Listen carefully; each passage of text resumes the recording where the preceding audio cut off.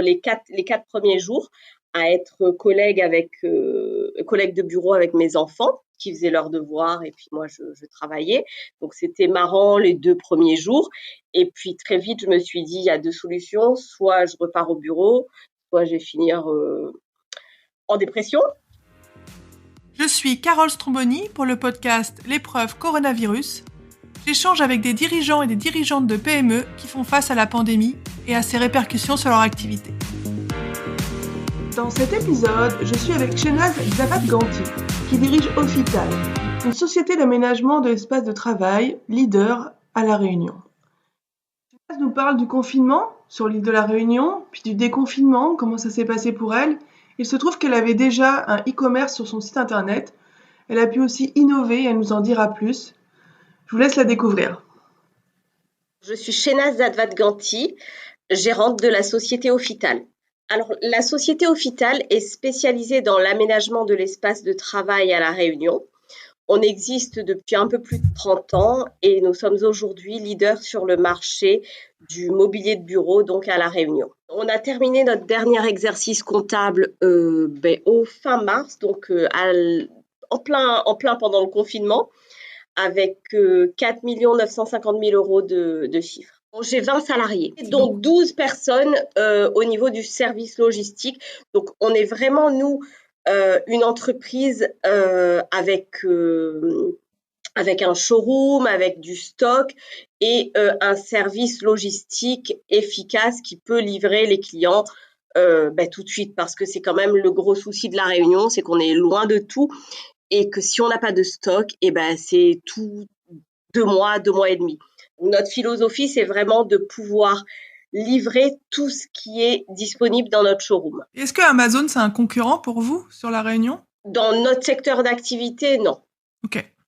Donc, l'objet du podcast, c'est de voir comment vous avez innové dans la mesure, évidemment, du possible pendant le confinement et après. Qu'est-ce que vous en avez retiré ? Comment ça se passe pour vous ? Est-ce que vous pourriez vous décrire un peu comment s'est passé le départ en confinement de façon chronologique ? Pour être tout à fait honnête, quand on a pris la nouvelle dans la tête, pour moi, c'était une grosse blague. Je me suis dit, mais ils peuvent pas nous faire ça. On est à La Réunion, on n'est pas en France métropolitaine. Ici, il n'y a pas de cas. Qu'est-ce qu'on va nous enfermer chez nous ? C'est pas possible. Donc moi, je me suis dit, mais non, mais demain, ils vont réaliser que c'est pas possible chez nous et ils vont nous l'enlever, le confinement. Donc moi, j'étais quand même partie plutôt comme ça. J'y croyais pas vraiment.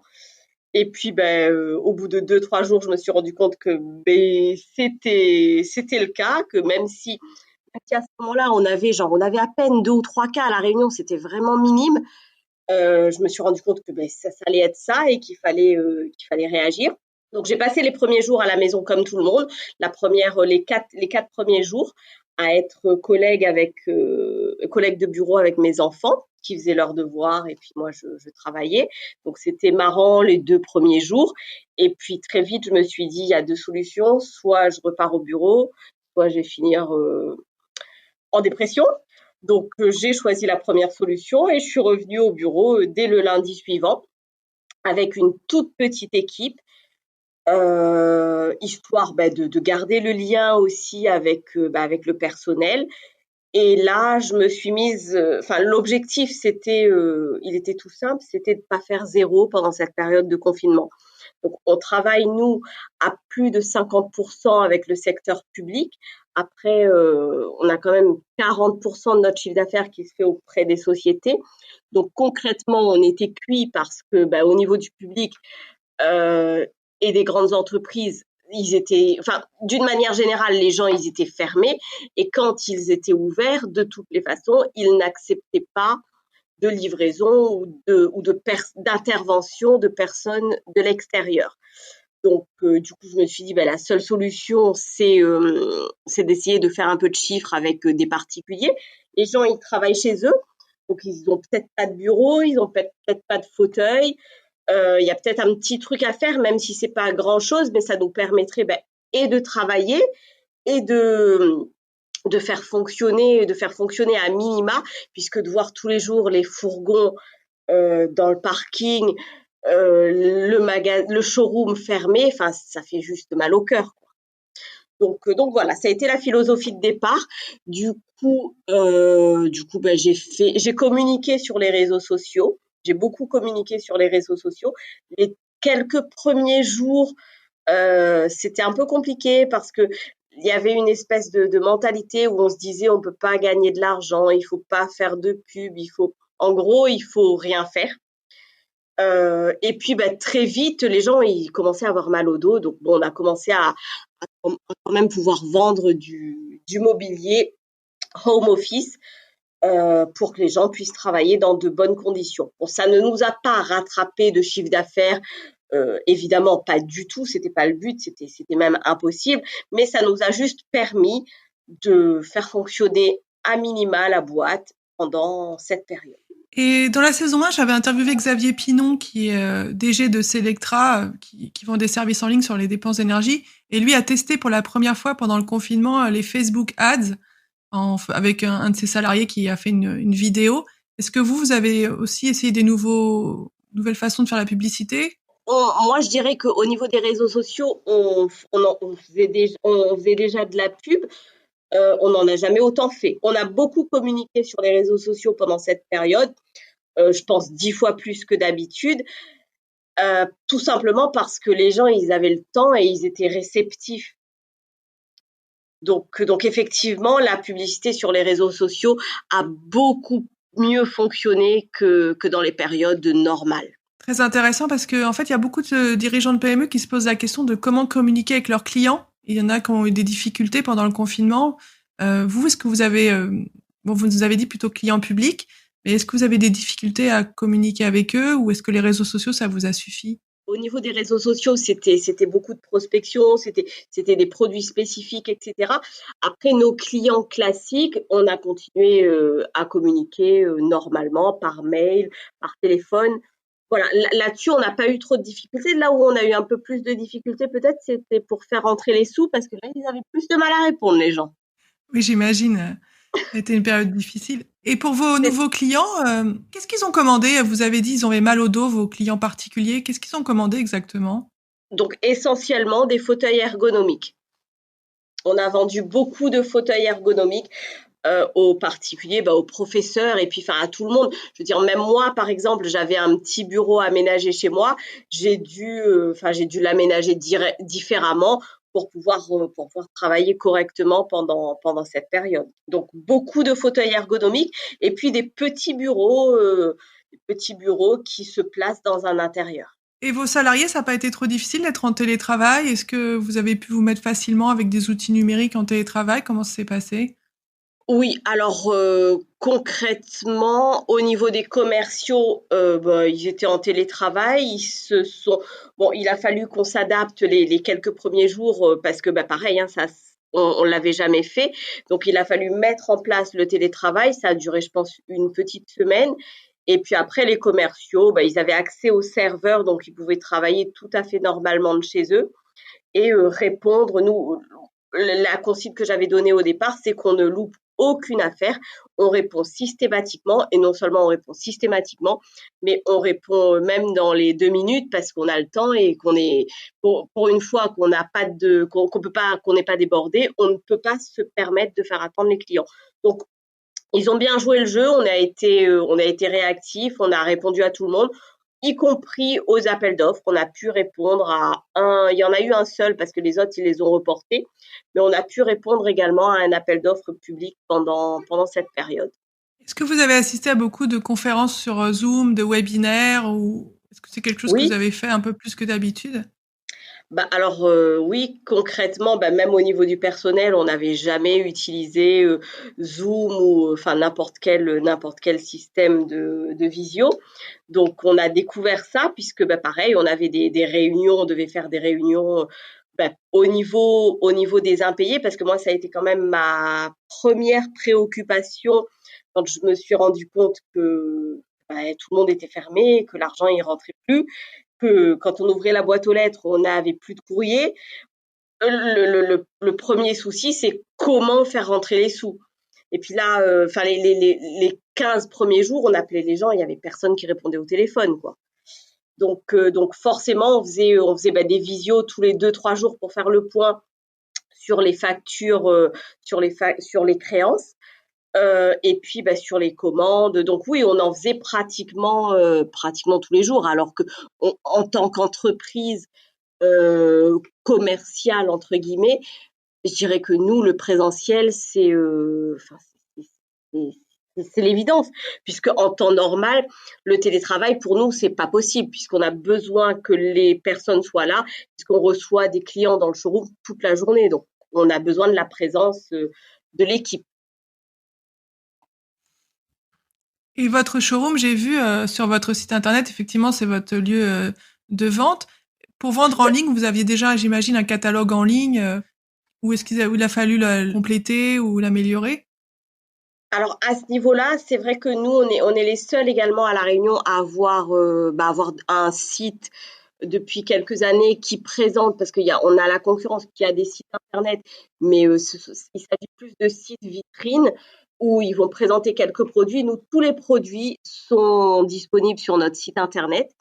Et on a même deux sites. On a un site qui présente tout le mobilier de bureau, et on a un e-shop où là, c'est plus orienté particulier, où on met une sélection de produits avec des critères bien spécifiques. On met pas toute notre gamme volontairement pour pas dévoiler nos prix, tous les prix de notre gamme, quoi.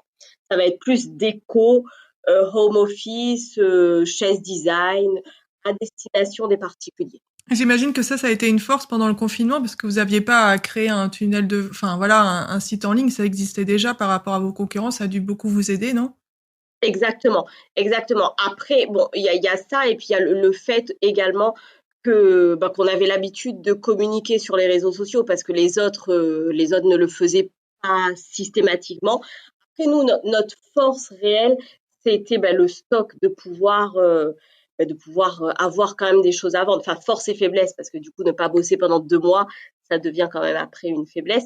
Mais on pouvait à la fois répondre à toutes les demandes sur le coup, et le fait d'avoir eu du stock nous a permis à la fin du confinement de pouvoir retravailler normalement tout de suite et de pas attendre de recevoir de la marchandise ou quoi. Et là, j'interviewais aussi Elisabeth Grenin, qui a une société de transport routier dans la Nièvre. Et elle me parlait de la comparaison avec la crise de 2008. Elle a mis beaucoup de temps à se remettre de la crise de 2008 et là, elle a quand même été très impactée sur son chiffre d'affaires et aussi avec les charges qui continuaient de tourner. Est-ce que vous faites une comparaison aussi que 2008 aujourd'hui? Comment vous voyez les choses? 2008, effectivement, ça m'a marqué. J'ai 23 ans, 22 ans que je travaille. Et 2009, en fait, nous, l'impact, ça a été un peu après, c'était 2009. C'est la seule fois de toute mon expérience professionnelle où j'ai eu des jours sans livraison. On a eu des semaines où j'avais envie de pleurer, parce que tout simplement, on arrivait le matin et j'avais pas de travail à donner à mes livreurs, et là, on est complètement désemparés, on ne sait pas quoi faire. Donc ça a été très très dur. On a eu 6 mois en 2009 très très compliqués, où j'avais atteint pratiquement moins 40% de mon chiffre d'affaires. Et puis les 6 derniers mois ont pu plus ou moins rattraper. On avait quand même fini à moins 20, ce qui est catastrophique. Mais voilà, on avait limité la casse. Quoi qu'il en soit, le moins 20 de 2009, moi j'ai mis 5 ans à retrouver mon chiffre d'affaires de 2008. Donc c'était très long, très difficile, et puis voilà, un parcours compliqué, parce qu'on sait pas quoi faire, on sait pas comment faire, on s'y attendait pas forcément. Et puis étant lié, on a une activité qui est quand même extrêmement liée à la conjoncture économique, hein, on n'y peut rien. Quand les gens ils ont pas d'argent, ils vont pas investir sur du mobilier de bureau. Donc là, pour moi, je pense que c'est pire. Je suis persuadée même que c'est pire, que c'est plus difficile, parce que on voit autour de nous, la reprise, elle n'est pas là. Bon, en dehors de la grande distribution, des choses comme ça. Concrètement, aujourd'hui, les gens, ils savent pas trop où ils veulent. Ils n'ont pas travaillé pendant deux mois. Ils ont continué à avoir leurs charges comme nous tous, moi aussi.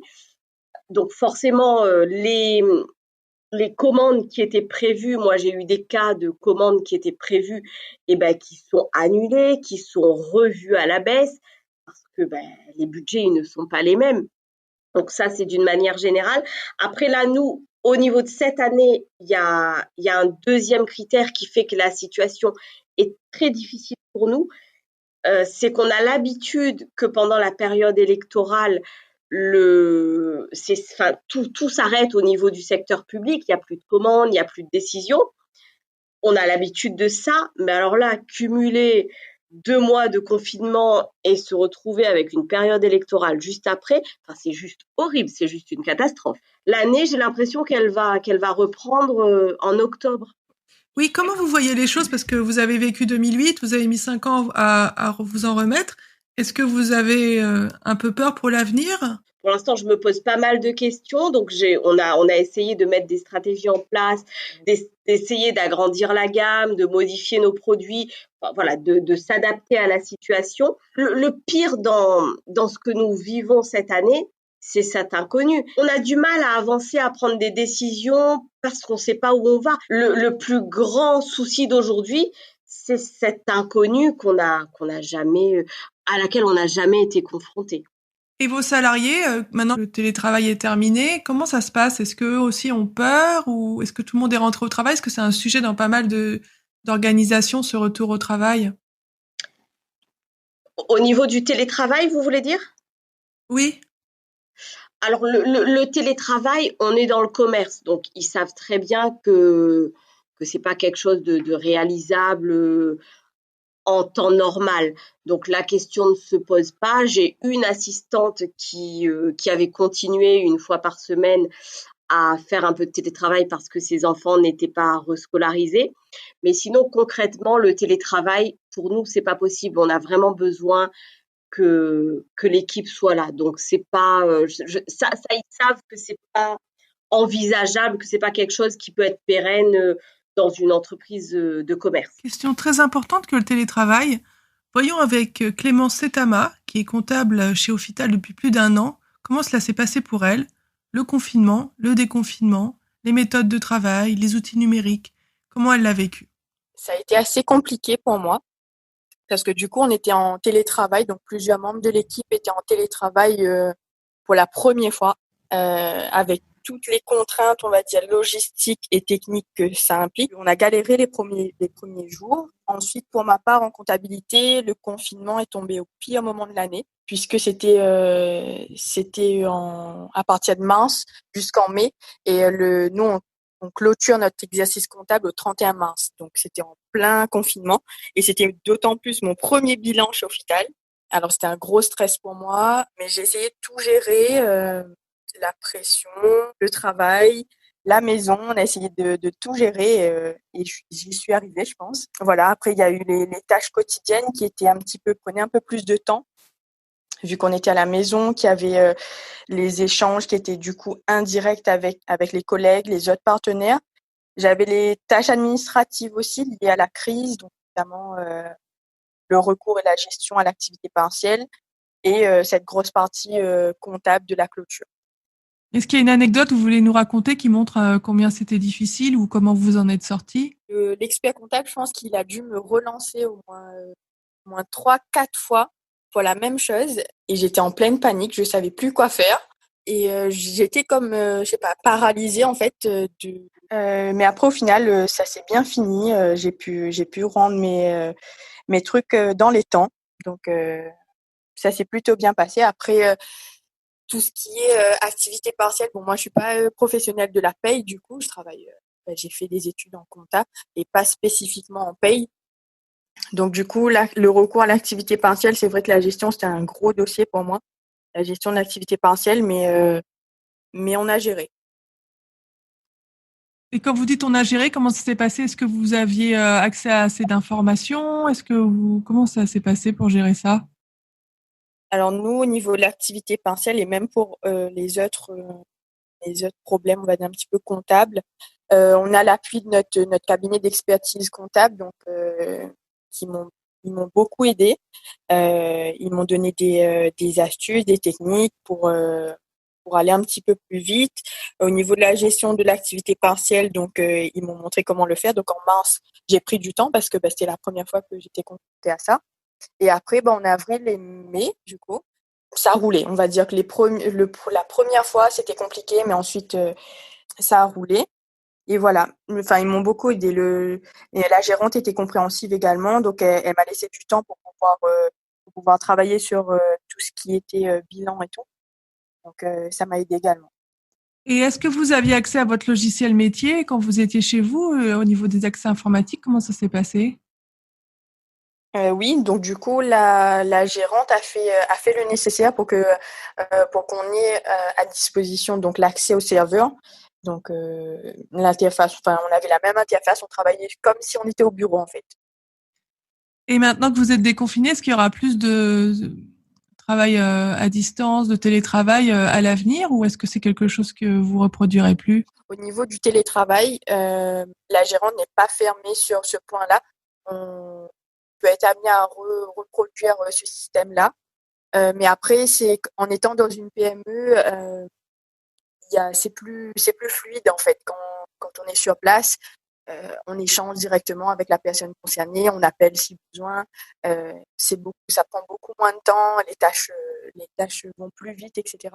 Et vous-même, si j'entends bien, vous préférez être au bureau. C'est plus simple pour vous dans le contexte où vous évoluez dans cette PME, c'est ça?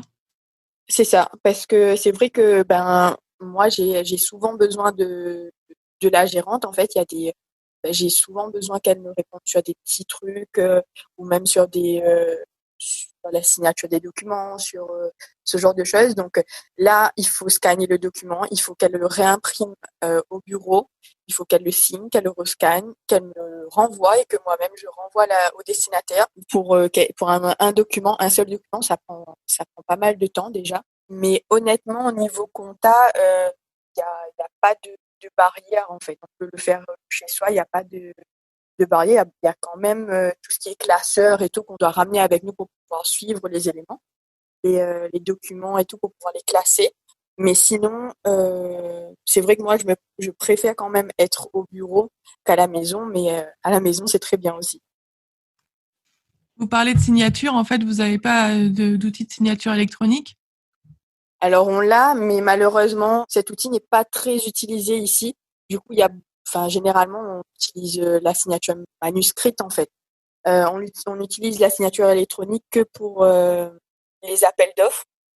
Donc là où la pratique est un peu plus démocratisée, si on peut dire ça comme ça. Les tâches courantes, on va dire, les documents de gestion courante, c'est toujours signature manuscrite pour l'instant. Parce qu'il faut que le destinataire, il ait la maîtrise de cette signature électronique-là et pas tout le monde l'a malheureusement. Entendu. D'accord. Et moi, je voulais aussi vous demander par rapport donc le confinement, j'entends que ça a été difficile, mais que vous avez réussi à surmonter cette épreuve. Et le déconfinement, ça a été quelque chose de plus simple. Comment ça s'est passé pour vous? Alors pour moi, oui. Pour ma part, déconfinement, ça a été plus simple dans le sens où comme j'ai pas eu d'interruption, j'ai continué à travailler pendant le confinement. La reprise ça n'a pas été un grand changement pour moi. En fait, j'ai juste changé de lieu de travail. Mais sinon, j'ai juste eu à reclasser un petit peu les documents qui étaient arrivés par courrier ici au bureau. Mais sinon, j'ai repris comme un jour normal en fait. Est-ce que vous avez des choses à ajouter sur cette période assez particulière qu'on vient tous de traverser et puis bon, qui n'est pas vraiment finie non plus? C'est vrai qu'on a l'incertitude de l'avenir, mais maintenant on sait à quoi s'attendre, on va dire un petit peu. Donc c'est un peu plus rassurant parce que c'est vrai que la première phase de confinement, c'était quelque chose de tout à fait inédit pour tout le monde. Moi, pour ma part, c'était quelque chose que j'ai assez mal vécu, le fait d'avoir cette peur un petit peu ambiante, la peur de la maladie, la peur de l'autre, au final. Le fait que les actualités soient pas forcément rassurantes, de pas pouvoir voir ses proches, c'était quelque chose, pardon, qui m'a miné un petit peu le moral. Mais maintenant, on sait un peu plus de choses sur cette maladie. Il faut apprendre à vivre avec la Covid qui est là, en fait. Il faut apprendre à vivre avec elle, avec cette maladie, à mettre les gestes qui nous sauvent là pour le coup, les gestes barrières, le port du masque, etc. C'est notre manière de vivre parce que nous ici, comme en France, on aime recevoir du monde, on aime rigoler, on aime être ensemble, etc. Et du coup, c'est notre manière de vivre, mais c'est mieux ça que le confinement. Le retour au travail s'est donc passé de façon très fluide pour Clémence Setama. En revanche, la situation économique n'est pas encore au beau fixe. Pour l'instant, nous, post-confinement, on n'a pas encore retrouvé notre rythme d'avant mars. Pour l'instant, on est toujours en mode un peu détérioré. Là, c'est pas, on n'a pas le rythme habituel. Il y a pas la reprise, elle n'est pas encore complètement là. Et est-ce que vous avez pu être aidé par l'État? Il y a eu beaucoup de dispositifs pour les PME. Est-ce que ça vous a été profitable? Alors, on a pu bénéficier du chômage partiel, puisqu'effectivement, de 4 fourgons de livraison par jour, donc c'est-à-dire on a 8 livreurs sur les routes au quotidien, plus le personnel interne logistique. On était passé, enfin, pour le rythme du confinement, j'avais juste besoin d'un magasinier et 2 livreurs, donc une toute petite équipe logistique. Donc du coup, je les faisais tourner et on a bénéficié du chômage partiel pendant la période du confinement. Et au niveau de l'équipe commerciale et administrative, pareil, c'était bon, ils travaillaient à temps partiel, ils travaillaient très peu d'heures par jour parce qu'il n'y avait pas beaucoup de demandes, donc ils étaient également au chômage partiel. Après, j'ai également fait la demande du PGE que j'ai obtenue, mais pour l'instant, j'ai pas eu besoin d'avoir affaire au PGE, donc je le garde sous le coude au cas où, parce que pour nous, comme on travaille sur stock, donc l'impact financier, il n'est pas immédiat. Quand j'ai interviewé Christine Bertrand, qui est dans l'Est de la France, elle disait qu'il y avait une plateforme nationale qui avait été mise en place pour aider les dirigeants d'un point de vue un peu soutien psychologique et aussi d'un point de vue conseil sur le PGE, notamment est-ce qu'il faut le prendre en une fois, est-ce qu'il faut le prendre plus tard. Est-ce que vous avez un peu bénéficié de ce système de soutien et de conseil On a effectivement accès à tout ce qui se fait au national, mais en local, on a également une équipe qui a été au top. Ils ont travaillé ils ont vraiment travaillé du début à la fin. Ils se sont jamais arrêtés. On avait des lettres déjà régulières, des webinaires vraiment vraiment très très réguliers. Et puis surtout, l'équipe, elle était à l'écoute. Donc on avait des infos autant qu'on voulait. On a vraiment été parfaitement accompagnés par le MEDEF Réunion. Est-ce que vous avez un exemple, par exemple, d'accompagnement, quelque chose qui vous a aidé? Un exemple d'accompagnement concret qui me concerne pas directement, mais étant vice-présidente du MEDEF Réunion, je peux vous dire que par exemple, au début, les PGE à La Réunion, c'était un peu compliqué. C'était assez lent la mise en place au niveau des banques locales et tout. Du coup, le MEDEF est intervenu pour pouvoir faire accélérer les choses et améliorer les PGE, enfin les octrois de PGE. Donc ça, c'est vraiment l'exemple le plus concret au début. Après, au sujet des masques, du gel, de toutes les infos qu'il fallait avoir, où se les procurer, comment, voilà, ils nous ont beaucoup aidé là-dessus. Ensuite, sur tout ce qui est report d'échéances fiscales, sociales, toute la partie aide concrète, on avait donc déjà des newsletters régulières, mais en plus de ça, ils étaient à disposition. On pouvait poser des questions. Enfin voilà, ils nous répondaient vraiment tous les jours. Ils étaient disponibles, y compris les week-ends. Bon, c'est bien de ne pas être seul dans ces moments difficiles. Parce que c'est vrai qu'il y a des chefs d'entreprise que j'ai interviewés en saison 1. Parfois, ils restaient jusqu'à 2h du matin pour lire les textes, pour comprendre s'ils pouvaient faire ci ou ça. C'était assez complexe et c'est beaucoup enchaîné pendant le confinement. Oui, parce que concrètement, on a quand même eu droit à des retournements de situation exceptionnels. Un jour A, le lendemain B, et puis le surlendemain B+.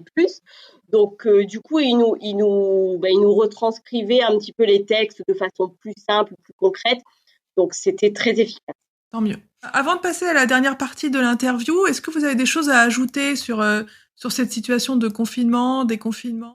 Alors, la seule chose, c'est que moi, du coup, la dernière semaine de confinement, j'ai programmé en fait de refaire le showroom. On a vraiment souhaité refaire complètement le showroom pour que le jour du déconfinement, en fait, que les clients ils aient plaisir à venir chez nous et qu'ils voient qu'on a travaillé pendant cette période et que du coup, voilà, on a fait rentrer pas mal de nouveautés. Donc, on a réouvert avec un showroom qui était totalement refait à neuf.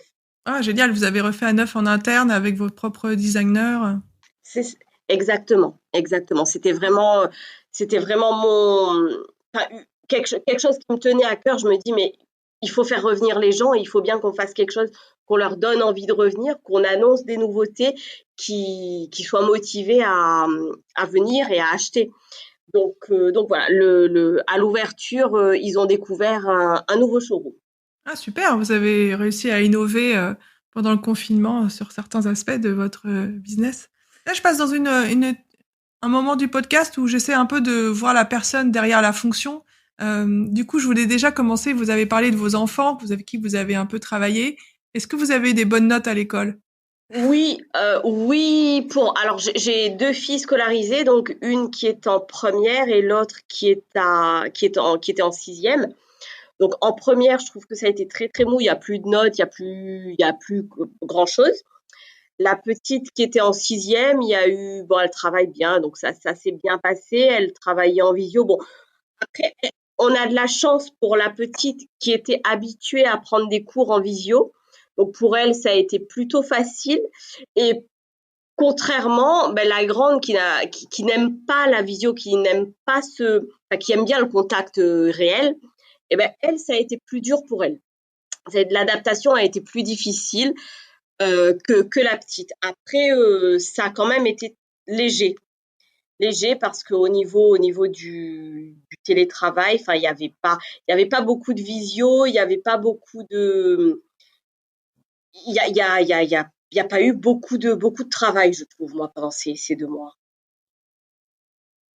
Ah oui, ça dépend des écoles et des professeurs. En fait, je vous disais ça Oui. parce qu'il y a certains parents qui ont beaucoup aidé leurs élèves et du coup, leurs enfants. Et du coup, quand leurs enfants avaient des notes, ils avaient l'impression que c'était leurs notes à eux, donc c'était assez drôle. Ouais, non, moi, du coup, Voilà. je l'ai pas vécu de la même manière parce que très vite, je suis repartie au bureau. Les enfants, ils ont travaillé, bah, la grande plutôt toute seule et la petite, je lui ai fait prendre des cours pour qu'elle soit accompagnée, mais je n'y étais pas. Bon, nous, en tous les cas, à La Réunion, il n'y a pas eu beaucoup de notes puisque de toutes les façons, comme très vite, ils ont annoncé qu'il y aurait pas de bulletin. La petite, elle a même pas eu de bulletin. Donc il n'y avait pas forcément cet effet note. Non, on n'a pas vraiment vécu ça. D'accord. Et vous habitez près de votre travail? Un quart d'heure. C'est dans la ville d'à côté. J'habite Saint-Denis, je travaille à Sainte-Marie, donc c'est un quart d'heure. Ok, donc pendant le confinement, ça va, c'était pratique, vous pouviez y aller facilement. Oui, oui, oui. Sauf bah, de temps en temps, quand il y avait les contrôles, ça faisait un peu d'embouteillage, mais sinon, on n'a jamais aussi bien roulé de toute notre vie, hein. C'était un plaisir. C'était dimanche tous les jours. Ouais, ça c'était sympa, effectivement. Le Et seul est-ce côté que... positif. Oui. Ouais, il en faut au moins quelques-uns. Et du coup, je pose la question à tous les chefs d'entreprise. Vous êtes bien évidemment libre de répondre ou non. Quel est votre signe astrologique? Balance. Vous connaissez votre ascendant? Du tout. Et est-ce que pour vous, Balance, ça représente quelque chose, qu'il y a des choses ou est-ce que enfin voilà, est-ce que ça vous inspire quand on vous dit vous êtes Balance? Est-ce que c'est quelque chose qui vous semble vous coller à Non, la peau ou pas du tout? pas spécialement, sauf peut-être le côté un peu tête en l'air. C'est-à-dire? Enfin, oublier, enfin perdre ses clés, des trucs comme ça. Je connais quelques balances qui sont comme ça et j'en fais partie. Tant que vous perdez pas la clé de votre showroom et de votre stock, je pense que ça Il vaut va. mieux éviter. Oui. Oui. Et bah pour préparer l'interview, je vous ai envoyé un questionnaire, vous n'avez pas répondu. Je sais pas si peut-être vous les connaissez pas, mais en général, je demande quel est votre énéagramme et votre MBTI. Je connais pas. Ok, pas de problème. Et du coup, j'avais une question. En fait, j'en ai deux. Une, est-ce que vous avez l'impression de traverser une épreuve en ce moment? Ah oui, concrètement, oui, je le vis vraiment comme une épreuve parce que je l'ai pas vu venir et parce que j'étais vraiment dans une super dynamique. J'ai terminé au 31 mars 2020 le meilleur exercice que j'ai jamais fait, un excellent bilan. Et puis alors là, j'ai l'impression de retourner 10 ans en arrière. Enfin, non seulement déjà pendant le confinement, je me suis retrouvée un petit peu toute seule au bureau avec pas grand monde, donc je me suis retrouvée à faire des choses que je ne faisais plus depuis 15-20 ans. Donc c'était déjà compliqué. Oui, pour moi, c'est carrément une épreuve, c'est le mot. Et puis comme là, on ne sait pas trop où on va, qu'est-ce qu'on fait, machin. C'est difficile. C'est vraiment difficile. L'inconnu est difficile. Comment vous arrivez à tenir, à garder le moral? Déjà parce que je n'ai pas le choix. J'ai 20 salariés. Tout simplement parce que dans ma tête de chef d'entreprise, je sais que j'ai pas le choix et que je dois assumer. J'ai des responsabilités, j'ai des factures à payer. Voilà, clairement, je dirais que je me dis que j'ai de toutes les façons pas le droit de ne pas avoir le moral. Et ça m'amène à ma dernière question. On a abordé pendant l'épisode les sujets d'innovation. Est-ce que vous avez eu l'impression d'innover et est-ce qu'il y a des choses que vous allez garder de cette période difficile du confinement et aussi du déconfinement? Je dirais que déjà en termes d'innovation, nous effectivement on a développé cette capacité à travailler, à répondre, qu'on soit ouvert ou pas, présent ou pas, comme il se devait, parce que c'était ça ou rien. Après, on est prêt à ce genre de situation si une catastrophe de ce type devait se reproduire. Je touche du bois, j'espère qu'on ne connaîtra plus ça. Maintenant, concrètement, dans notre activité, on a quand même, nous, besoin du présentiel. On va effectivement plus développer le web, encore améliorer notre site internet, notre présence sur les réseaux sociaux. On a pas mal développé le LinkedIn d'ailleurs, parce que LinkedIn a très très bien fonctionné, je trouve aussi, pendant le confinement, parce que les gens, ils avaient le temps. Donc ça a été l'effort, on dira, supplémentaire, parce que c'est ce qu'on faisait le moins. On était très présent sur Facebook, sur Instagram déjà, et LinkedIn, on était un peu moins présent. Donc aujourd'hui, on est aussi bien présent sur tous les réseaux sociaux. C'était Carole Stromboni pour l'épreuve coronavirus. Musique originale par Grégory Kahn. N'hésitez pas à laisser un commentaire ou des étoiles.